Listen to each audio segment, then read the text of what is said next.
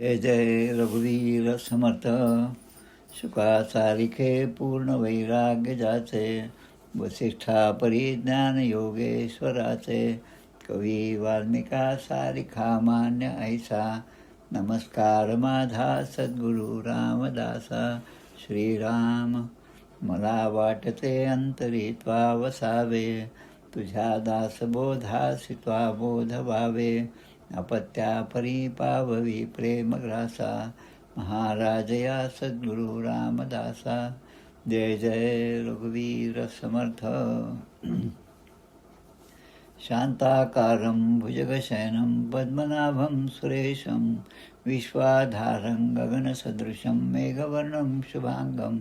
लक्ष्मीकान्तं कमलनयनं योगिभिर्ध्यानगम्यं, वंदे विष्णुं भवभयहरं सर्वलोकैकनाथं. यं ब्रह्मा वरुणेन्द्र रुद्रमरुतस्तुन्वन्ति दिव्यैस्तवे, वेदैः साङ्गपदक्रमोपनिषदैर्गायन्ति यं सामगाः. ध्यानावस्थिततद्गतेन मनसा पश्यन्ति यं योगिनो, यस्यान्तं न विदुःसुरासुरगणः. देवाय तस्मै नमः. सर्वोपनिषदो गावो दोग्धा गोपालनन्दनः, पार्थो वत्सस्तिर्भोक्ता दुग्धं गीतामृतं महत्. गोपाल कृष्ण भगवान की जय. जय जय रघुवीर समर्थ. आज 6 जून 2026, 6 जून सन 1674 या आजच्या दिवशी 352 वर्षापूर्वी किल्ले रायगडावर छत्रपती शिवाजी महाराजांना राज्याभिषेक झाला होता. आनंद वनभुवनी नावाचं जे समर्थांची रचना आहे त्यामध्ये जवळपास 30-40 वर्षापूर्वी समर्थांना पडलेलं स्वप्न आणि तो त्यामध्ये स्वप्नामध्ये सांगितल्याप्रमाणे छत्रपती शिवाजी राजांचा राज्याभिषेक होत आहे आणि तो मी पाहत आहे असं ते स्वप्न होतं आणि ते खरं ठरलं. छत्रपती शिवाजी महाराज हे समर्थांचे शिष्य. इतरांना काय आक्षेप घ्यायचे असतील ते घेऊ द्या, पण आपल्या दृष्टीने ते त्यांचे शिष्य आहेत आणि आपल्या शिष्याचं गौरव, शिष्यांचा गौरव समर्थांनी खूप मोठ्या शब्दामध्ये केलेला आहे. कोणते शब्द? शिवरायांचे कैसे बोलणे, शिवरायाचे कैसे चालणे, शिवरायाची सलगी देणे कैसे असे आणि शिवरायाचं पूर्ण स्वरूप जे आहे त्याचं वर्णन त्यांनी गौरवपूर्ण अशा शब्दामध्ये त्यामध्ये केलेलं आहे.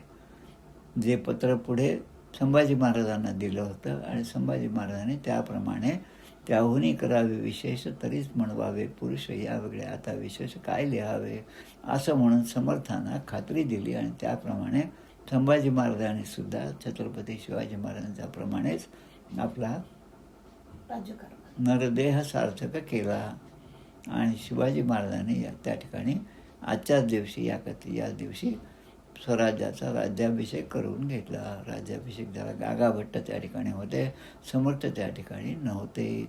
हे सगळे आक्षेपाचे जे पॉईंट्स आहेत ते आहेत पण त्यामध्ये आक्षेप घेण्यासारखं काहीच नाही. त्याचं कारण काय की दास डोंगरी राहतो यात्रा देवाची पाहतो हे समर्थांचं सांगणं होतं. त्याप्रमाणे ते स्वतः उपस्थित नसले तरी त्यांना तो दृष्टांत झालेला होता. आजच्या या शिवराज्याभिषेक सोहळ्याच्या निमित्ताने छत्रपतींच्या चरणी साष्टांग दंडवत घालून आपण आपल्या मुख्य प्रवचनाला सुरुवात करूया. जवळपास मागचं प्रवचन जे झालं होतं या विषयावरचं ते 8 जूनला झालं. 7 आणि 8 जून किंवा 8 आणि 9 मे त्यानंतर जवळपास 1 महिन्यानंतर आपण आज भेटत आहोत. त्यामुळे थोडीशी पार्श्वभूमी या उपनिषदाचे सांगणं आवश्यक वाटतं. प्रश्न उपनिषद, कारण सेविलेचे सेवावे अन्न, घेतलेचे घ्यावे जीवन, तैसेचे श्रवण मन केलेचे करावे असं समर्थ सांगतात. जे आपण ऐकलं त्याचं चिंतन झालं पाहिजे, श्रवण मनन झालं पाहिजे, तर ते आपल्या अंतरंगामध्ये ठसवणार आहे. आता जवळपास 1 महिना झाला त्यामुळे पुन्हा थोडीशी पुनरावृत्ती करणं हे आवश्यक आहे असं मला तरी वाटतं. त्यामुळे थोडक्यामध्ये ही पुनरावृत्ती आपण करूया. हे उपनिषद जे आहे प्रश्नोपनिषद, या प्रश्नोपनिषदामध्ये खरे वक्ते जे आहेत सगळ्या प्रश्नांची उत्तरं देणारे जे आहेत ते गुरु पिप्पलाद मुनी आहेत. आणि त्यांचे 6 शिष्य आहेत. त्या 6 शिष्यांचे नावं पहिल्याच मंत्रामध्ये दिलेले आहे. सुकेशाच भारद्वाज, शैब्यश्च सत्यकामः, सौर्यायणीच गार्ग्यः, कौसल्यश्च अश्वलायनो, भार्गव वैदर्भी आणि कबंधी कात्यायन असते. असे 6 शिष्य आहेत. त्यामधले कात्यायन ऋषी जे आहेत, कत्य ऋषी यांचे पुत्र कात्यायन आणि त्यांचे नातू म्हणजे कत्य ऋषींचे पणतू असणारे कबंधी हे या उपनिषदामध्ये पहिला प्रश्न आपल्या सद्गुरूंना विचारतात. आता हे सद्गुरू जे आहेत ते पिपलायन जे आहेत ते कोण आहेत, त्यांचं महत्त्व काय आहे हे थोडंसं थोडक्यामध्ये सांगतो. आत्ताच आपलं भागवताचं पूर्ण श्रवण झालेलं आहे. परीक्षित महाराजांचे अनशनव्रत आणि शुकदेवांचे आगमन हे आपण श्रीमद भागवताच्या सुरुवातीलाच पाहिलं होतं. त्या ठिकाणी गंगा नदीच्या किनारी जेव्हा शुकदेवांचं आगमन झालं त्यावेळेस अनेक ऋषीमुनी त्या ठिकाणी होते आणि त्या ठिकाणी 7 दिवसामध्ये मृत्यू पावणार, असा सर्पदंश होऊन मृत्यू पावणार असा शाप लाभलेले परीक्षित राजा त्या ठिकाणी आले. त्यावेळेस कोण कोण होतं? अतुल, वसिष्ठ, च्यवन, शरद्वान, अरिष्टनेमी, भृगु, अंगिरा, पराशर, गाधीसुतो, राम, उतथ्य, इंद्रप्रमद, इद्मबाहो, मेधातिथिर, देवल, अरिष्टासेन, भारद्वाज, गौतम, पिप्पलादः, मैत्रेय, ऊर्व, कवशः, कुंभयोनी. म्हणजे यामध्ये पिप्पलाद ऋषी हे ज्या उपनिषदाचे प्रमुख आहेत, जे आपल्या 6 शिष्यांच्या प्रश्नांना उत्तर देणार आहेत, ते सुद्धा त्यावेळेस परीक्षितीने जे भागवत ऐकलं, सर्वप्रथम भागवत जो झाला शुकदेवांच्या मुखातून, त्यावेळेस हे पिप्पलाद ऋषीसुद्धा त्या ठिकाणी उपस्थित होते. आणि आता हे जे 6 शिष्य आहेत त्यांची नावंसुद्धा थोडक्यामध्ये सांगतो. नावं तर आपण पाहिलीच आहेत म्हणा. आता या 6 शिष्य जे आहेत ते शिष्य म्हणजे अगदी काही जे नर्सरीसारखे लहान मुलं नव्हते. ते सगळे आपापल्या ठिकाणी मोठं अनुष्ठानं केलेले असे ऋषीमुनी होते. पण त्यांच्या मनामध्ये अजून जिज्ञासा होती आणि त्या जिज्ञासेपोटी हे 6ही जण की आपल्या मनातील प्रश्नांची उत्तरं कोण देईल अशा शोधामध्ये असताना पिप्पलाद ऋषींची त्यांची भेट झाली आणि त्यामध्ये त्यांनी पहिला प्रश्न या ठिकाणी विचारला.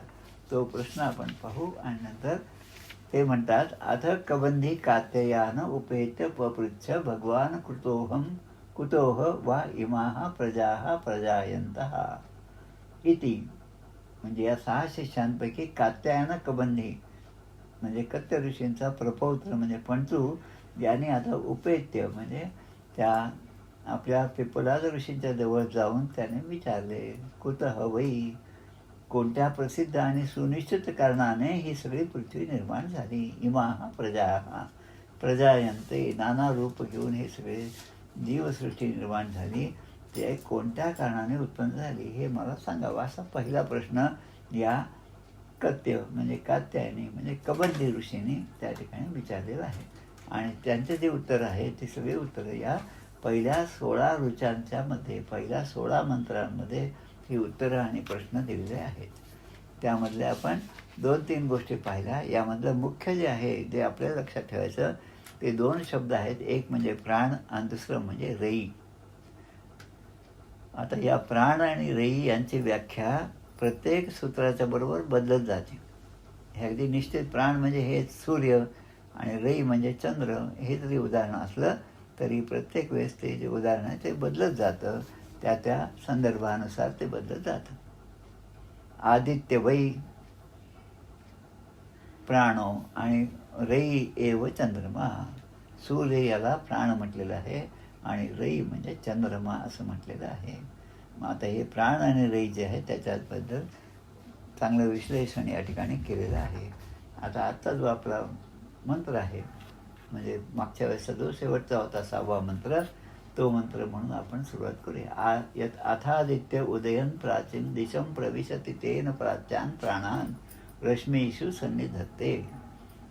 यद दक्षिणां यद प्रतीचिं यदुदिचिं यदधो यद ऊर्ध्वं यद अंतरा दिशो यद सर्व प्रकाशयति तेन सर्वान प्राणान रश्मीषु सन्निधते. म्हणजे दक्षिण दिशेला असेल किंवा पश्चिम दिशेला असेल, उत्तर दिशेला असेल तर अधः म्हणजे वरची दिशा, ऊर्ध्व दिशा, अध आणि ऊर्ध्वम खाली आणि ऊर्ध्व वरच्या दिशेला यत अंतरा दिशा हा म्हणजे 2 दिशांच्या मध्ये असणार पूर्व आणि दक्षिण, पूर्व आणि उत्तर यामध्ये असणाऱ्या जे दिशा आहेत आग्नेय, नैऋत्य, वायव्य, ईशान्य यासुद्धा त्याचप्रमाणे वर आणि खाली अशा 10ही दिशांच्या ठिकाणी त्या दिशांना जो प्रकाशित करतो आपल्या प्रकाशाने, आपल्या सूर्यकिरणाने, रश्मीषु सन्निधते म्हणजे आपल्या किरणाने तो त्या सगळ्यांना धारण करतो, त्यांचं पालन पोषण करतो, तो सूर्य असा तो 6व्या मंत्रामधला तो त्यामधलं उत्तर होतं. आता 7वा जो मंत्र आहे ऋचा जे आहे त्याचा विचार आपण करूया. स एष वैश्वानरो विश्वरूपः प्राणो अग्निर उदयते तत् एतत् ऋचा अभ्युक्तम. आता अभ्युक्तम म्हणजे ते पुढे सांगितलेलं आहे, म्हणजे या मंत्रात ज्या गोष्टी आहेत त्याच पुढे आता पण विस्तारपूर्वक सांगितलेलं आहे. स एष विश्वानरो. आता प्राण आणि रई याच्याबद्दल सांगत आहे. स एष हाच तो सूर्य आहे, उदयते रोज उदय पावतो आणि तो अस्ताला जातो. आणि उदय पावणं आणि अस्ताला जाणं हे आपल्यासाठी, जीवासाठी, या सगळ्या ठिकाणी असणाऱ्या सगळ्या जीवजंतूंसाठी तो उदय आहे, तो सूर्यास्त आहे. पण सूर्याच्या दृष्टीने उदय नाही आणि अस्तही नाही. त्याच सूर्याला दुसरा शब्द आहे तो वैश्वानर या नावाने तो ओळखला जातो. वैश्वानर अग्नी. आता तो जसा सूर्य आपल्याला दिसतो तसा आपल्यामध्ये सुद्धा हा वैश्वानर आहे, तो जठराग्नी आहे. अहम वैश्वानरो भूत्वा प्राणिनां देहमाश्रितः प्राणापान समायुक्त पचाम्यन्नं चतुर्विधम. आणि तो वैश्वानर 4 प्रकारच्या अन्नाचं पोषण, जे अन्न जे आहे ते ग्रहण करतो आणि त्यामध्ये आपल्या शरीराचं पोषण होतं. आता हे सांगताना ते म्हणतात तत् एतत् ऋचा अभ्युक्तम. आणि आता पुढच्या मंत्रामध्ये सांगतात विश्वरूपम हरिणम जातवेदसम परायणम ज्योतिरेकम तपंतम सहस्ररश्मी शतदा वर्तमानः प्राणः प्रजानाम उदयेत एष सूर्य. आता सूर्य काय आहे की विश्वरूपम, की या विश्वाचं रूप म्हणजे काय की ते केंद्रबिंदू, या विश्वाचा केंद्रबिंदू हा सूर्य आहे. कारण सूर्य नसता तर काही झालं नसतं. आपण म्हणतो त्याच्यातलं काय तेज गेलं, तो आता मंद झाला, त्याचं शरीर अगदी निस्तेज पडलेलं आहे. कशामुळे? कारण त्यातलं जे सूर्यतत्व आहे, अग्नितत्व आहे ते हळूहळू कमी होत चालले, म्हणून विश्वरूपम. त्यानंतर हा शब्द आहे हरिणम सर्वज्ञम. सर्वज्ञम म्हणजे तो सर्वज्ञ आहे. परायण म्हणजे सर्वांचा आधार. ज्योतिरूप आहे, तो प्रकाशरूप आहे. आणि तपंतम म्हणजे तापलं गेलेलं असं हरिनाम. हरिनाम याचा अर्थ सूर्याचे किरणं, ती ज्याच्यापासून येतात तो सूर्य कसा आहे तर तो एकमेवा द्वितीय आहे. त्याला दुसरं काही त्याच्यासमोर दुसरं कोणाचं तेज त्यापेक्षा जास्त असेल असं कधीही नसतं. येश हा सहस्र रश्मी म्हणजे हजारो किरणं ज्यापासून निघतात आणि तो सूर्य आहे. आणि तो शतदा वर्तमान म्हणजे तो शेकडो प्रकाराने दिसणारा, प्रगट होणारा असा हा सूर्य आहे. आता शेकडो प्रकाशाने दिसणारं हे केव्हा समजतं आपल्याला? जेव्हा आपण जंगलामध्ये जातो आणि सूर्य उदय होतो, सूर्याची किरणं वर यायला लागतात आणि आपल्या अंगावर येतात. त्यामध्ये अनेक किरणं आपल्याला त्या समोरच्या वृक्षाच्या फांद्यातून, त्याच्या पानांमधून, जिथे कुठे जागा असेल तिथून तो सूर्याची रश्मी जी आहे, किरणं जे आहेत ते आपल्यापर्यंत येऊन पोचतात. जशी ते आपल्यापर्यंत येऊन पोचतात तसंच या जमिनीमध्ये असणारे जे लहान लहान बी आहेत, जे लहान लहान जंतू आहेत, त्यांनासुद्धा एक प्रकारची ऊर्जा प्राप्त होते. म्हणून त्याला प्रजानाम, सर्व जीवमात्रांचा प्रजानाम प्राणः म्हणजे सगळ्या जीवमात्रांचा जीवनदाता म्हणून या सूर्याकडे पाहिलं जातं. अशा सूर्याचा उदय होतो. आता आपण सूर्याच्या बाबतीमध्ये विचार करतो या मंत्राच्या संदर्भामध्ये. तो सर्वशक्तिमान परब्रह्म परमेश्वराच्या संकल्पानेच हे सगळं विश्व निर्माण झालं. त्या कबंदीचा नातू कत्य तो आहे, त्यांनी विचारलेला जो प्रश्न आहे त्याचं उत्तर आज या ठिकाणी देत आहेत की प्राण आणि रई यांच्या संकल्पाने या जगाची उत्पत्ती झाली. सूर्यस्तवन नावाचा समास जो आहे आपल्या ग्रंथराज दासबोधामध्ये आहे. दशक 16 समास 2. त्यामधल्या ओव्या ज्या आहेत ते सुद्धा या सूर्याचं महत्त्व सांगणारे आहेत. धन्य धन्य हा सूर्यवंश, सकळ वंशांमध्ये विशेष, मार्तंड मंडळाचा प्रकाश फाकला भूमंडळी. आता जे म्हटलं की त्याचा प्रकाश अनेक सहस्र किरणाने तो सगळ्या भूमंडळामध्ये पसरलेला आहे. नाना धर्म नाना कर्मे, उत्तमे मध्यमे अधमे, सुगमे दुर्गमे नित्यनेमे सृष्टीमध्ये चालती. आता ही जी ओवी आहे 16:2-4 याचाच विस्तार या उपनिषदामध्ये पुढे केलेला आहे. नाना धर्म नाना कर्मे.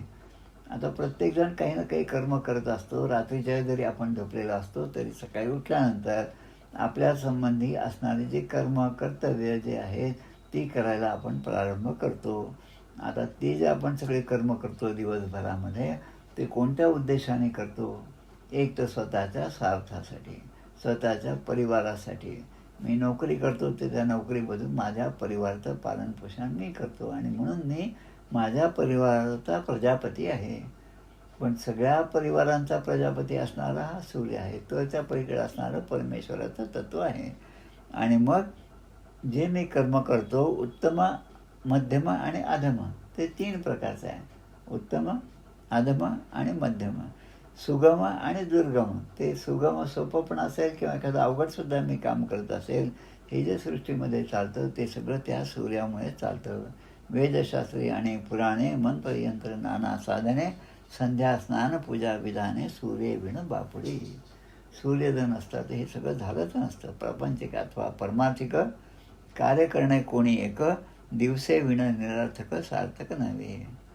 जितके संसारसे आले तितके सूर्याखाली वर्तले. मागच्याच पण मी सांगितलं या ठिकाणी ज्यांचा त्यांचा जन्म झाला, जे या ठिकाणी राहिले आणि ज्याने हे जग सोडून हे निघून गेले ते सगळे या सूर्याच्या अधिष्ठानाखालीच वर्तलेले आहेत. अंती देह त्यागून गेले प्रभाकरा देखता. प्रभाकरा देखता म्हणजे दिवसास केव्हा तरी त्यांचा श्वास बंद झाला, प्राण निघून गेला आणि मग ते इथे निचेष्टित पडले. अशा सूर्याला आपण नमस्कार केलं पाहिजे, कारण ही एकच देवता आहे जी आपल्या डोळ्यांना रोज दिसते. पण रोज दिसते म्हणून त्याची किंमत कमी होते अशी अवस्था होते. सूर्य उदय आम्ही पाहिलाच नाही, कसा पाहणार आपण? 8-9 वाजता उठल्यावर सूर्य उदयाचा आनंद आपल्याला येणारच नाही. आणि म्हणून सकळ दोषांचा परिहार करिता सूर्याचा नमस्कार, स्फूर्ती वाढे निरंतर सूर्य दर्शन घेता. आता जे आपण जे पाहिलं त्या मंत्राचा विस्तार हा अशा प्रकारे आहे. आता आपण पुढचं मंत्र पाहू. 9व्या मंत्रामध्ये आता हेच रई आणि प्राण याचं स्पष्टीकरण पुन्हा वेगळ्या प्रकारे दिलं आहे. आता या मंत्रामध्ये 2 गोष्टी दिलेल्या आहेत, इष्ट आणि पूर्त. या संकल्पना समजावून घेऊया. इष्ट म्हणजे काय की माझ्या स्वतःचा उपभोग घेण्यासाठी मी जे काही कर्म करतो ते इष्टकर्म.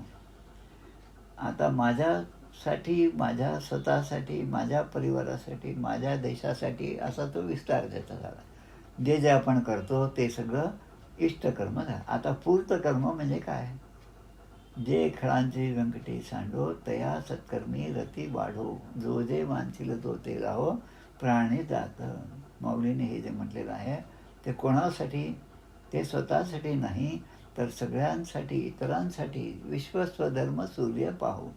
नाही या सूर्याच्या किरणांनी सगळ्या जगाला, सगळ्या या चराचर सृष्टीला चांगली ऊर्जा प्राप्त हो अशा दृष्टीने जो या सूर्याची पूजा करतो, जो उपासना करतो त्याचं ते कर्म हे पूर्त कर्म ठरतं. आता याचा विस्तार या 9व्या मंत्रामध्ये केलेला आहे. संवत्सरो वै प्रजापतीस, तस्य आयने दक्षिणंच उत्तरंच, तत् एव ह वै तत् इष्टापूर्ते कृतम इत्युपासते, ते चांद्रमसेव लोकम अभिजयन्ते, त एव पुनरावर्तन्ते, तस्मात् एव ऋषयः प्रजाकामा दक्षिणं प्रतिपद्यन्ते, एष वै रैर्य पितृयाण. हा आता पितृयाण मार्ग सांगितलं. धूम्र मार्ग आणि अच्छी मार्ग असे 2 मार्ग कपिल महामुनीने आपल्या मातेला, देवहूती मातेला सांगितलेले आहेत. ते आपण भागवतामध्ये 3ऱ्या स्कंदामध्ये आपण पाहिलं होते. तसंच या ठिकाणी म्हणतात संवत्सर. संवत्सर म्हणजे काय? संवत्सर वै, संवत्सर म्हणजे 12 महिन्यांचा जो काळ आहे त्याला आपण संवत्सर म्हणतो. आता संवत्सराचे सुद्धा 4 प्रकारचे नावं दिलेले आहेत. संवत्सर, परिवत्सर, इडावत्सर, एवच, अनुवत्सरो वत्सरश्च विदुरैवं प्रभाषते. 3ऱ्या स्कंदामध्ये 11व्या अध्यायामध्ये हे सर्व येतं श्रीमद भागवताच्या.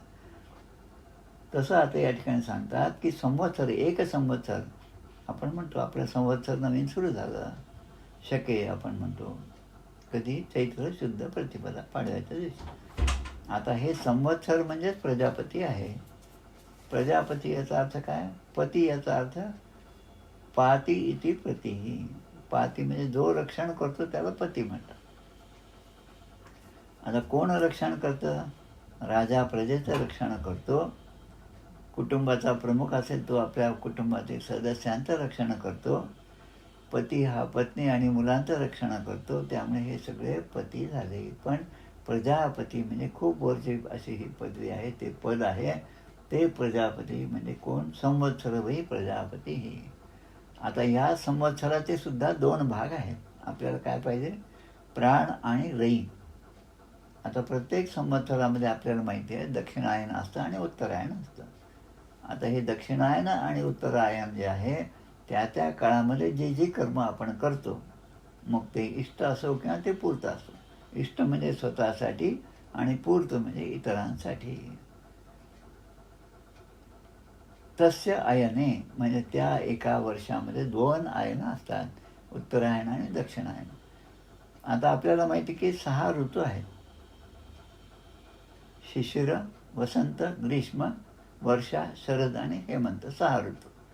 आता या 6 ऋतूपैकी उत्तरायणामधले 3 ऋतू म्हणजे शिशिर, वसंत आणि ग्रीष्म, उत्तरायण.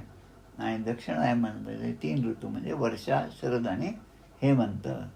आता या मंत्रामध्ये म्हणलेलं आहे की दक्षिणायन, दक्षिणंच दक्षिणायन, उत्तरम म्हणजे उत्तरायण, तत् ये हो म्हणजे लोक निश्चयपूर्वक असं सांगतात. तत् इष्टापूर्ती वै म्हणजे त्या इष्ट म्हणजे स्वतःसाठी केलेलं आणि पूर्त कर्मासाठी म्हणजे इतरांसाठी केलेल्या कामासाठी कृतम इति प्रत्यक्ष करण्यासारखे जे कर्म आहे, जे आपल्याला वेदाने सांगितलेलं आहे, जे आत्मा आपल्या धर्माने आपल्याला घालून दिलेलं आहे, ते इष्टकर्म करणं, त्याची जे उपासना करतात किंबहुना त्या उपासनेमध्येच आपलं आयुष्य जे घालवतात, म्हणजे व्यस्त असतात ते त्यामध्ये अनुष्ठानामध्ये, असे जे लोक आहेत जे स्वतःसाठी नाही पण इतरांसाठी सगळं कर्म करतात, त्यांचे काय गती होते ते सांगतात. चे चंद्रमासम लोकम एव अभिजयंते. ते चंद्र लोकांमध्ये प्राप्त होता. अभिजयंते म्हणजे पुन्हा त्या ठिकाणी जाऊन मिळतात. पण तिथे राहिल्यानंतर पुन्हा ते परत येतात. चंद्रलोकामध्ये गेलेला जीव हा परत तस्मात येते प्रजा कामाहा ऋषया. तसंच जे ऋषी आहे प्रजा कामाहा, जे ज्या ऋषीमुनींनी संतानाची प्राप्तीची कामना ठेवून असणारे जे ऋषीगण आहेत ते दक्षिणम प्रतिपद्यन्ते. संतानांची प्राप्ती असणारे ऋषीगण जे आहेत ते दक्षिण मार्गाला प्राप्त होतात. ह एष वै रई, ह एष हा वै रई म्हणजे ह म्हणजे निश्चितपणे हेच रई आहेत. रई कोण आहे ते सांगतात. यह पितृयाण हा, या मार्गाला पितृयाण मार्ग असं सांगितलेलं आहे. आता अजून एक स्कंद 2 अध्याय 5व्यामध्ये एक श्लोक येतो श्रीमद भागवतामध्ये. योन स्वरोचिषो स्वरचिषा विश्वम रोचितम रोचयाम्यहम यथा अर्को अग्निर्यथा सोमो यक्ष अर्क ग्रह तारकाः. जसं सूर्याच्या, त्यामुळे अग्नी, चंद्र, ग्रह आणि नक्षत्र, तारे, आता यांना प्रकाशित झालेल्या हे प्रकाशित आहेत, पण ते आता जगाला प्रकाशित करतात. तसं या ठिकाणी या 5व्या अध्यायामध्ये, 2ऱ्या स्कंदाच्या 5व्या अध्यायामध्ये नारद आणि ब्रह्मदेवांचा संवाद दिलेला आहे. तेव्हा ब्रह्मदेव सांगतात की मी सुद्धा भगवंताच्या प्रकाशानेच प्रकाशित झालेला आहे. आता जेव्हा नारद असं म्हणतात तेव्हा मी हे सगळं निर्माण केलं असं म्हणणं आपलं हे फोल अज्ञानाचं ठरतं, ते मूर्खपणाचं ठरतं. आपण सगळेच जण त्या एका परमेश्वराच्या प्रकाशानेच प्रकाशित झालेले आहोत, स्वयंप्रकाशित असं या ठिकाणी कोणीही नाही असं ते उत्तर देतात. तेव्हा ब्रह्मदेव म्हणतात, तस्मै नमो भगवते वासुदेवाय धीमहि यन्मायेया दुर्जया माम ब्रुवंती जगद्गुरुम. की ज्या भगवंताच्या मायेने मोहित होऊन लोक मला जगद्गुरू म्हणतात, पण खऱ्या अर्थाने त्या वासुदेवांना मी वंदन करतो की ज्यांच्यामुळे मी हे सगळं कार्य करत आहे. ब्रह्मदेवांना सुद्धा ज्यावेळेस ही आज्ञा झाली तेव्हा त्यांनी जेव्हा तो नमस्कार केला परब्रह्म परमात्म्याला, तेव्हा त्या ठिकाणी 2 शब्द तप, हे 2 शब्दाचं त्यांना कानावर पडले. तप म्हणजे त आणि प असे 2, 16वं आणि 21वं अक्षर. ते तप तू कर म्हणजे मग तुझ्या कार्याची दिशा तुला प्राप्त होईल. असं ब्रह्मदेवांना सुद्धा कोणाकडून तरी असा आदेश घ्यावा लागला, आज्ञा मानावी लागली. तसं आता हा 9वा जो मंत्र आहे त्यामध्ये संवत्सर जे आहे खरं परमात्म्याचं प्रतीक आहे. आता रयी स्थानी, रयी याचा अर्थ कसं, भोग पदार्थाच्या उद्देशाने. आता संसार, त्याचा उपभोग, मी चांगली वस्तू विकत घेतली त्याचा मी उपभोग घेणार आहे. खाण्याची चांगली वस्तू असेल त्याचा उपभोग मी घेणार आहे. त्यावेळेस माझा जो रोल आहे, माझं जे त्या ठिकाणचं काय म्हणतात कर्तव्य आहे ते कसं रयी या अर्थाने आहे. आणि त्यासाठी मी जी उपासना करतो म्हणजे जे मी कर्तव्य कर्म करतो, नोकरी असेल जे काय असेल काम, 4 पैसे मिळवण्यासाठी, ते रयी म्हणजे भोग पदार्थांच्या उद्देशाने ते केलं आहे. आता संवत्सर म्हणजे 12 महिन्याचा काळ असतो. 2 आयन आपण पाहिलं, दक्षिणायन आणि उत्तरायण. आता दक्षिणायनमध्ये 6 जे महिने आहेत त्यामध्ये सूर्य दक्षिणेकडे जात असतो, त्याकडे वळतो, आणि उत्तरायणामध्ये 6 महिन्यात सूर्य उत्तरेकडे झुकतो. म्हणजे आता प्राण जे आहे ते, प्राणाचा अर्थ काय, ते परमेश्वराचे स्वरूप आहे, आणि रई याचा अर्थ काय, ते बाह्यभोगाचं स्वरूप आहे. 2 गोष्टी आहेत, बाह्यभोगाचं स्वरूप आणि परमेश्वराचं स्वरूप. आता हे लक्षात ठेवण्यासाठी आपण अजून एक सोपा मार्ग पाहू, देहबुद्धी आणि आत्मबुद्धी. आता देहबुद्धी असेल तर काय होईल, देहबुद्धीने बाह्य जे काही वस्तू असतील त्यांचा उपभोग घेण्याची बुद्धी माणसाला होती, ते देहबुद्धीमुळे. आणि तेच आत्मबुद्धी असेल तर परमेश्वराचं स्वरूप काय, तो परमेश्वर मला कसं भेटेल, त्याचे माझी भेट कशी होईल, त्यासाठी मी काय केलं पाहिजे, असे सगळे जेव्हा माझ्या मनामध्ये विचार येतात, मुमुक्षु, साधक आणि सिद्ध, ते प्राण या अर्थाचे आहेत. आता संततीची कामना करणारे जे ऋषीमुनी आहेत आणि त्याच्या विरुद्ध स्वर्गादी भोगांमध्ये आसक्त असणारे जे आहेत, आता हे सगळं काय करतात की यज्ञाद्वारे देवतांचं पूजन करतात, विविध देवांची उपासना. श्रीमद भागवताच्या प्रथम स्कंदामध्ये सुरुवातीलाच विभिन्न देवतांची उपासना, ज्याला जे पाहिजे त्यासाठी कोणत्या देवाची उपासना करायची हे सगळं अगदी सविस्तरपणे सांगितलेलं आहे. आता त्यामध्ये येतं देवतांचं पूजन केलं तर कशासाठी ते पूजन करायचं, तर ब्राह्मण किंवा एखाद्या श्रेष्ठ पुरुषांचा सत्कार करणं, त्यांना धन देणं, दान देणं, एखादं दुःखी प्राणी असेल तर त्याची सेवा करणं, हे सगळं इष्टकर्म आहे. आता इष्टकर्मामध्ये अजून काय येतं की लोकांना पाणी पिण्यासाठी विहीर तलाव बांधणं, एखाद्या बगीचाची निर्मिती करणं, धर्मशाळा, विद्यालय, औषधालय असेल, पुस्तकालय असेल, म्हणजे लोकांवर उपकार करण्यासाठी जे जे कर्म केलं त्याला पूर्तकर्म असं म्हणतात. आता आपल्या देवी अहिल्याबाई होळकर यांनी जेवढे ठिकाणी जे जे घाट बांधले, ज्या नदीचं सगळं त्या ठिकाणी आपण जो आता शब्द वापरतो 7-12 हा जो शब्द आहे, हा 7-12 शब्दसुद्धा अहिल्यादेवी होळकरांच्याकडून आलेला आहे, त्यांच्या काळातला तो शब्द आहे. म्हणजे ही सगळी जी संकल्पना आहे ती त्यांची आहे, आणि ती कोणासाठी आहे तर इतरांसाठी आहे, म्हणून त्याला पूर्तकर्म असं म्हणतो. आता भूलोक आणि परलोक यांच्या भोगांच्या उद्देशाने जी उपासना होते, अधिष्ठान होतं, त्याच्याबद्दलचा विचार देतात.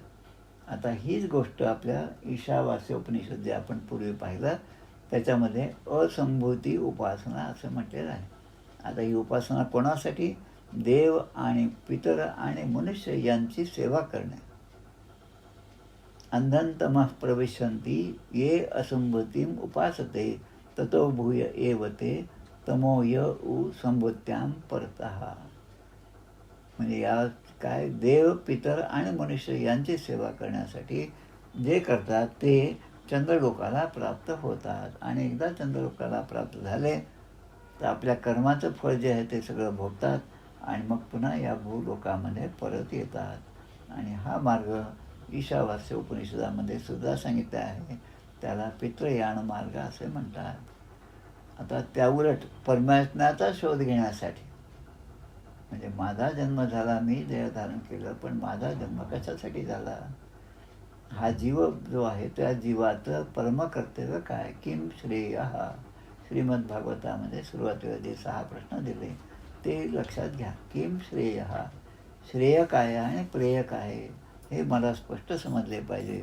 आणि परमात्म्याचा शोध घेण्यामध्ये जो आपल्या आयुष्याचा प्रत्येक क्षण व्यतीत करतो तोच खऱ्या अर्थाने आपलं जीवन सार्थकी लावतो. आता पुढचा मंत्र या ठिकाणी आहे तो, अथोत्तरेण तपसा ब्रह्मचर्येण श्रद्धया विद्यया आत्मानं अन्विष्य आदित्य अभिजयन्ते एतद्वै प्राणानाम आयतनम एतत् अमृतम अभयम एतत् परायणम एतत् तस्मान् पुनरावर्तन्ते इत्येष निरोधस्तदेश श्लोकः. आता या ठिकाणी ज्या गोष्टी दिल्या जातात त्याचं आता फक्त विचार करा की आपल्याकडे जे काही परिमाण असेल, आपण बोलण्याचं मागे मी जसं बोललो की सेकंद आहेत, मिनिट आहे आणि तास आहे. हे झालं की 24 तासाचा एक दिवस, 30-31 दिवसाचा एक महिना, 12 महिने झाले की 1 वर्ष. पण आपल्या धर्मग्रंथामध्ये खूप बारकाईने या सगळ्या गोष्टींचा विचार केलेला आहे. आता ते फक्त नावं जरी वाचले तरी आपण म्हणजे काय म्हणतो ते म्हणजे आश्चर्य वाटतं आणि कंटाळून पडतं दोन्ही. की अणु, परमाणु, त्रसरेणू, त्रुटी, वेद, लव, निमिष, क्षण, काष्ठा, लघु, नाडिका, मुहूर्त, घटिका, प्रहर आणि मग दिवस. म्हणजे नुसतं 24 तास म्हणजे एक दिवस नाही, पण त्याच्या आधी इतक्या 50 गोष्टी आहेत. आणि मग दिवस रात्र, अहोरात्र आपण म्हणतो. अह म्हणजे दिवस, रात्र म्हणजे रात्र, अहोरात्र. 15 दिवस झाले की एक पक्ष, म्हणजे प्रत्येक महिन्याचे 2 भाग, त्यामधला पौर्णिमेपर्यंतचा शुक्ल पक्ष, शुद्ध पक्ष, आणि नंतरचा कृष्ण पक्ष किंवा वद्य पक्ष. आणि मग असे 6 महिने, मग अयन, आणि आपलं 1 वर्ष म्हणजे देवतांचा 1 दिवस रात्र. अशा प्रकारे कोष्टक दिलेलं आहे. मग अशामध्ये जो आपलं जीवन व्यतीत करतो त्याच्याबद्दलचं सांगितलं आहे. आता हे सगळं करण्यासाठी, हे मोजमाप करण्यासाठी सगळ्यात महत्त्वाचं काय आहे तर सूर्यदेवता. जयाच्या रथा एकची चक्र पाही, नसे भूमी आकाश आधार काही, असे सारथी पांगुळा त्या रथासी, नमस्कार त्या सूर्यनारायणाची. तो सूर्यनारायण जो ज्याच्या रथाला एकच चाक आहे, नसे भूमी आकाश आधार काही, म्हणजे त्याला भूमीचा आधार नाही, आकाशाचाही नाही, ज्याचा सारथीसुद्धा पांगुळा आहे, अशा सूर्यनारायणाला आम्ही नमस्कार करतो. आता हा जो मंत्र आपण आत्ता पाहिला किती 10व्या क्रमांकाचा जो मंत्र आहे त्याचं स्पष्टीकरण या ठिकाणी केलेलं आहे. की अथ म्हणजे किंतु जो साधक आता कशा प्रकारची उपासना करतात, तपसा ब्रह्मचर्येण श्रद्धया. उपासना ही 3 प्रकारे केली पाहिजे. तपसा म्हणजे तप करून, ब्रह्मचर्येण ब्रह्मचर्यपूर्वक, कसं सगळ्या नियमांचे पालन करून. श्रीमद भागवताचा सप्ताह करत, भागवत नाही, श्रीमद गुरुचरित्राचा सप्ताह करण्यासाठी काही नियम घालून दिलेले आहेत. गुरुचरित्राचा सप्ताह करत असताना जमिनीवर झोपणं, त्यानंतर मिताहार असणं, उपवास करणं, तेच चिंतन करणं, ब्रह्मचर्यव्रताचं पालन करणं, असे सगळे नियम आहेत. आता ते नियम पाळून केलेला सप्ताह जो खऱ्या अर्थाने तो सप्ताह झाला, तर त्या सगळ्यांचं नियम पालन करून. आता 3रं दिलं ते श्रद्धया. उपासना केली, नामस्मरण केलं, अनुष्ठान केलं, पण ते करत असताना श्रद्धया, श्रद्धापूर्वक ते जर झालं तर त्याचं काही फलित आपल्याला मिळणार आहे. श्रद्धा ती मनामध्ये ठेवून ती दृढ श्रद्धा असली पाहिजे. कोणी एक श्रद्धेने उपासना करीत असताना दुसरा म्हणतो अरे काय हे वेडपणा आहे असं सगळं, असं त्याचं आपल्या कानावर आपण उपासनेमध्ये असताना जरी आलं तरी आपलं मन भरकटतं आणि आपलंच आपल्याला असं वाटतं की अरे मी करतो तर काहीतरी चूक आहे आणि हा म्हणतो ते बरोबर आहे, असं जे ते अश्रद्धया. मग अशी अश्रद्धेया श्रद्धा नसताना उपासना केली तर त्याचं फळ मात्र मिळणार नाही. पण त्याच्या विरुद्ध या ठिकाणी आत्मानम, की त्या परमात्मा परमेश्वराला शोधण्यामध्ये जो जीवन सार्थकी लावतो त्याची काय गती होते हे या ठिकाणी सांग. उत्तरेण म्हणजे उत्तरायण मार्गाने, आदित्यम म्हणजे तो सूर्यलोकाला प्राप्त होतो, अभिजायंते सूर्यलोकाला जिंकून घेतो किंवा प्राप्त करतो. एतद्वयी हाच तो सूर्य आहे ज्याला सर्व जीवांच्या ठिकाणी प्राणांचाही आयतनम म्हणजे केंद्रबिंदू असणारा हा सूर्य आहे. एतद अमृतम, हा सूर्य म्हणजेच अमृत आहे, अमृतत्व आहे. आणि हेच अविनाशी आणि अमृत स्वरूप असं आहे जे आपल्याला अभयपद प्राप्त करून देतं. आणि एतत् परायणम, परायण याचा अर्थ काय की आपल्या जीवाची परमगती, परायणम परमगती जी आहे ती या सूर्याच्या उपासनेने, म्हणून सूर्याचं महत्त्व सांग. एतस्मात न पुन्हा आवर्तनते, म्हणजे या सूर्यलोकाला जो जातो उत्तरायण उत्तरेण तो पुन्हा या ठिकाणी जन्म घेत नाही, म्हणजे जन्मवृत्तीच्या फेऱ्यामध्ये हा कधीही अडकत नाही. म्हणून या मंत्रात म्हणे इति एषः निरोधः, या प्रकारे निरोध, निरोध याचा अर्थ पुनरावृत्तीचा निवारक, पुनरावृत्तीपासून दूर नेणारा, पुन्हा जन्म पुन्हा मरण ह्या ज्या फेऱ्यामध्ये जो अडकलेला आहे त्यापासून तो निवृत्त होतो, तर त्याला म्हणतात निरोध. हा पुन्हा देहधारण त्याला करावा लागत नाही. तत् एषः, आणि ही गोष्ट स्पष्ट करणारा हा श्लोक आहे, हा मंत्र आहे, ही ऋचा आहे. मग उत्तरायण मार्ग चांगला का दक्षिणायन मार्ग चांगला, सूर्याचा उपासना चांगली की चंद्राची उपासना चांगली, असा प्रश्न मनामध्ये येतो. आणि जेव्हा जेव्हा असे प्रश्न मनामध्ये येतात तेव्हा आपले वेद जे आहेत, आपली उपनिषद आहेत, हे जे ग्रंथ आहेत ते प्रामाण्य मानायचं. आणि त्यांनी सांगितलं त्याप्रमाणे आपण केलं तर हा सूर्याचं निरोध म्हणजे पूर्वजन्माला थांबविणारा असा अत्यंतिक प्रलय आहे. प्रलय कशामुळे म्हणलं की त्याच्या प्राप्तीनंतर काहीच राहणार नाही आपल्याला मिळवण्यासाठी, किंवा मनामध्ये इच्छासुद्धा राहणार नाही. असा जो सूर्य आहे त्या सूर्याचं वर्णन आता पुढच्या मंत्रामध्ये करतात. तो मंत्रसुद्धा महत्त्वाचा आहे. पहा, पंचपादम पितरम द्वादशाकृतीम दिव आहुः परे अर्थे पुरीषिणम अथमे अन्ये उ परे विचक्षणम सप्तचक्रे षडरे आहुर अर्पितम इति 11वा मंत्र आहे. आता हा मंत्र जो आहे 2 वेदांमध्ये, एक अथर्ववेदामध्ये आहे आणि दुसरा म्हणजे ऋग्वेदामध्ये सुद्धा आहे, वेगवेगळ्या ठिकाणी.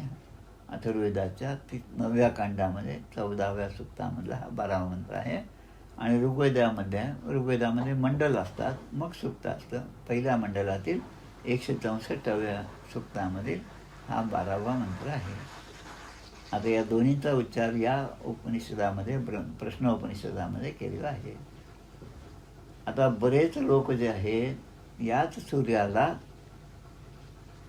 काही लोक असं म्हणतात याच सूर्याला 5 पाय आहेत असं म्हणतात. या मंत्राचा विस्तार होतो, पाहूया. 5 पाय आहेत ते कोणते ते सुद्धा आपण पाहूया. त्यातून पितरम म्हणजे हा सर्वांचा पितर आहे. आपण पितर म्हणजे जे दिवंगत झाले ते पितर आहेत, त्यांच्यासाठी श्राद्ध पक्ष आहे, त्यासाठी आपण काय म्हणतो आपण त्याला,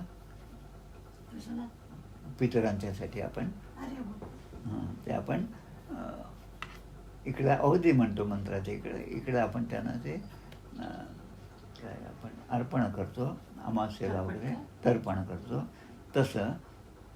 तसं ते नसून हे पितर जे आहेत, पितर म्हणजे सर्वांचा पिता, पितरम. पितर हा शब्द मुळामध्ये आहे. पितर म्हणजे पिता, सगळ्यांचा पिता म्हणजे सगळ्या विश्वाचा पिता असणारा जो आहे. द्वादशाकृतीम, त्याला 12 आकृती असलेला. पुरीषिणम हा एक विशेषण या ठिकाणी, या सूर्याला काय म्हणतात पुरीषिणम. पुरीषिणम याचा अर्थ जो जलाचा उत्पादक आहे. सूर्य हा जलाचा उत्पादक आहे. कसा, लहान मुलांनी सांगितलं तर मुलं सांगतात, थोडंफार शाळेमध्ये शिकलेले. उन्हाळ्याचे दिवस आता सुरू आहेत. उन्हाळ्यामध्ये जे पाणी असतं ते हळूहळू आटून जातं. मग ते पाणी आटतं, त्याचं आकर्षण कोण करतं? तर हा सूर्यदेवता करतो. ते आटलेलं पाणी ढगाच्या रूपामध्ये सगळं साठवलं जातं आणि मग ते पुढे आपल्याला जलवर्षाव करतात. म्हणून जलाचा उत्पादक कोण आहे? तर पुरीषिणम, सूर्यामुळेच ढग आणि नंतर जलवर्षाव होतो. आणि नंतर इथं दिवपरे अर्धे, म्हणजे स्वर्ग लोकांपेक्षाही उच्च असं हे सूर्यलोकाचं स्थान आहे. तसं कोण म्हणतं? आहुहू. आहुहू म्हणजे असे सांगतात. आता मग ते सांगतात की परे विशुद्ध सप्तचक्रे. एक तर सांगितलं पंचपादम, त्याला 5 पाय आहेत. आता म्हणतात सप्तचक्रे, 7 पाय असणारं चाक. चाक म्हणजे गोल असतं, त्याला आरे असतात, ते 7 आहेत. षडरे, 6 आरे आहेत. आणि त्या रथामध्ये बसलेला तो सूर्यदेवता आहे. आणि विचक्षणम याचा अर्थ सर्व जीवमात्रांना चांगल्या प्रकारे जाणणारी ही सूर्यदेवता आहे. आपण जर चाफळच्या रामाचा फोटो पाहिला असेल, तो फोटो जरूर पहा. म्हणजे मूळ रामाची मूर्ती जी समर्थांनी चाफळमध्ये स्थापन केली ती अंगापूरच्या डोहामध्ये त्यांना दृष्टांताप्रमाणे प्राप्त झाली ती एक मूर्ती. आणि दुसरी म्हणजे गडावरची अंगलाई देवीची मूर्ती. चाफळची जी मूर्ती आहे त्या मूर्तीमध्ये राम दिसतात. त्यांच्या पायाशी समोर सीतामाता आहे, दुसरीकडे लक्ष्मण आहे. आणि ते राम स्वतः सूर्यावर रथावर आरूढ झालेले आहेत. त्या रथाला सुद्धा ते घोडे आहेत. ते सुद्धा घोडे त्या मूर्तीमध्ये स्पष्टपणे दिसतात. त्या घोड्यांच्या आकाराला जे आहे ते आपल्याला ओळखू यावं म्हणून त्यामध्ये चांदीच्या याच्यामध्ये ते मुकुट घातलेले ते आहे. आता षडरे, 6 आरे असणारा आणि सर्व प्राणीमात्रांना चांगल्या प्रकारे जाणणारा असा हा सूर्य आहे. आता सूर्याची उपासना जी आहे ती सुद्धा आपल्याकडे सांगितली. मित्र, रवी, सूर्य, भानु, खगपुष, हिरण्यगर्भ, मरीच, आदित्य, सवित्र, अर्क, भास्करेभ्यो नमो नमः. परब्रह्म परमेश्वराचे साक्षात स्वरूप म्हणजे हे सूर्य आहे. आता या ठिकाणी जे 5 पाय सांगितले, सूर्याला 5 पाय असतात म्हणून सांगितलं. तर एका संवत्सरामध्ये, एका वर्षामध्ये 6 ऋतू असतात, आपल्याला माहिती. 6 ऋतू कोणते? वर्षा, शरद, हेमंत, शिशिर, वसंत आणि ग्रीष्म. आता या 6 ऋतूंपैकी शरद आणि हेमंत हे जे 2, शरद आणि हेमंत आणि शिशिर हे जे 2 आहेत, जे सर्दीच्या दिवसामध्ये डिसेंबर जानेवारीच्या दरम्यान येतात, ते त्या दिवसामध्ये असतात. त्यामुळे त्यांना एक जर आपण पकडलं, हेमंत आणि शिशिर, सर्दीचे दिवस, ते जर एक पकडलं तर या 6 ऋतूंपैकी 5च ऋतू शिल्लक होतात. ते 5 ऋतू म्हणजे वर्षा, हेमंत आणि शिशिर एकत्र, हेमंत आणि शरद एकत्र, शिशिर, वसंत आणि ग्रीष्म, असे 5. आता हे 5 जे ऋतू आहेत ते म्हणजे त्या सूर्याचे 5 पाय आहेत. आता 12 महिने जे आहेत ते सूर्याच्या 12 आकृती आहेत, 12 शरीर आहेत. आणि सूर्याचे स्थान जे आहे ते कसं स्थान आहे? ते स्वर्गलोकापेक्षा उंच आहे, उच्च स्थान आहे. म्हणजे स्वर्गलोक पण याच सूर्यामुळे प्रकाशित होतो. पृथ्वीवर होणारा वर्षाव जो आहे तो सुद्धा या सूर्याच्या तापामुळेच होतो. जल म्हणजे जीवन आपण म्हणतो, जलरूप जीवन. त्यामुळे सर्वांचा पिता, पालनपोषण करणारा असा हा सूर्य आहे. आता या सूर्याचं किरण जे आहे त्याचं जर आपण फिजिक्सच्या दृष्टीने जर मोजमाप केलं तर आपल्याला त्यामध्ये 7 प्रकारचे रंग दिसतात. ज्यावर आपण म्हणतो violet, Indigo, blue, green, yellow, orange आणि रेड, असे 6 आहेत. आता या सगळ्यांनी युक्त असणारं 6 ऋतू म्हणजे 7 चक्र आणि 6 आरे असणारा हा रथ आहे. आणि यावर बसून सूर्य हा भ्रमण करीत असतो. आणि म्हणून त्या सूर्याची उपासना, सूर्यनमस्कार जे सांगितलं, मित्राय नमः, रवये नमः, सूर्याय नमः, भानवे नमः, खगाय नमः, पुष्णवे नमः, हिरण्यगर्भाय नमः, मरीचय नमः, आदित्याय नमः, सवित्रे नमः, अर्काय नमः, भास्कराय नमः. म्हणून सूर्याच्या उपासनेचं महत्त्वसुद्धा या पंचपादम पितरम द्वादशाकृतीम दिवम आहू परे अर्थे पुरीषिणम या ऋचेमध्ये सांगितलेलं आहे. आता जो 12वा मंत्र आहे त्याचा पण आपण थोडासा विचार करूया. थोडासा यामध्ये 14 मंत्र आहेत. किंवा 12वा मंत्र जो आहे तो फक्त आपण वाचूया, पुढच्या वेळेस आपण त्याचा विचार करू. 12, 13, 14 14 सुरीच्या यामध्ये आहेत. म्हणजे कत्य ऋषीचे नातू पंटू असणारे कबंदी यांनी जो प्रश्न विचारला त्याचे उत्तर पिपळाद ऋषी देत आहेत. ते उत्तर देण्यामध्ये 16 मंत्र या ठिकाणी आहे. ते म्हणतात, मासो वय प्रजापतीस तस्य कृष्ण पक्ष हा एव रयी शुक्ल प्राणस्तस्मात् एतद ऋषयः शुक्ले इष्टं कुर्वन्ति इतरस्मिन्. मासो वै प्रजापती. आता मास जे आहे, एक महिना जो आहे त्यालाच प्रजापती म्हणलेलं आहे. आणि तसे म्हणजे त्या महिन्याचे 2 पक्ष असतात, कृष्ण पक्ष आणि शुक्ल पक्ष. तर ते शुक्ल पक्ष जो आहे त्याला प्राण असं म्हणतात आणि कृष्ण पक्ष आहे त्याला रई असं म्हणतात. आता हे बदलले पहा. मागच्या मंत्रामध्ये काय होतं, सूर्य म्हणजे प्राण आणि रई म्हणजे चंद्रमा. आता इथे रई म्हणजे कृष्ण पक्ष आणि प्राण म्हणजे शुक्ल पक्ष. अशा प्रकारे हा 12वा मंत्र आहे. याचा विस्तार आपण पुढच्या वेळेस पाहणार आहोत. याप्रमाणे आपण या ठिकाणी थांबूया. 12, 13, 14 हे 3 मंत्र जे आहेत ते या कबंदीने विचारलेल्या प्रश्नांच्या उत्तरार्थ आहेत. 12, 13 आणि 14. आणि मग नंतर दुसरे जे आहेत इतर 5 शिष्य आहेत त्यांचे प्रश्न आणि त्यांना पिपळाद ऋषीने दिलेली उत्तरं हे आपण पाहणार आहोत. आता हे सगळं वाचल्यानंतर एक लक्षात येतं की माझं जीवन चालवणारा, माझ्या शरीराचं पोषण करणारा, एक तर मला उत्पन्न करणारा आणि मग उत्पन्न झालं त्याचं पोषण करणारा. जसं एक बी आहे, जमिनीमध्ये पेरलं, मग आपण त्याला माती आणि पाणी यांचा संपर्क झाल्यामुळे त्यामधून अंकुर फुटतात आणि मग सूर्याच्या उष्णतेमुळे त्यामध्ये काय म्हणतात क्लोरोफिल कंटेंट येतं आणि मग ते पानं मोठे होतात, मग फळं फुलं असं सगळं विस्तार होतो. मग हे होण्यासाठी कोण महत्त्वाचं आहे, त्याला या ठिकाणी अध्यात्मामध्ये प्राण आणि रई असे शब्द आहेत. आणि या दोन्ही शब्दांचे अर्थ वेगवेगळ्या संदर्भामध्ये वेगवेगळे असतात हे सांगणारे हे प्रश्नोपनिषद आहे. त्यामुळे या ठिकाणी आपण थांबूया. जय जय रघुवीर समर्थ श्रीराम. जय राम, जय जय राम. जय श्रीराम. जय श्रीराम.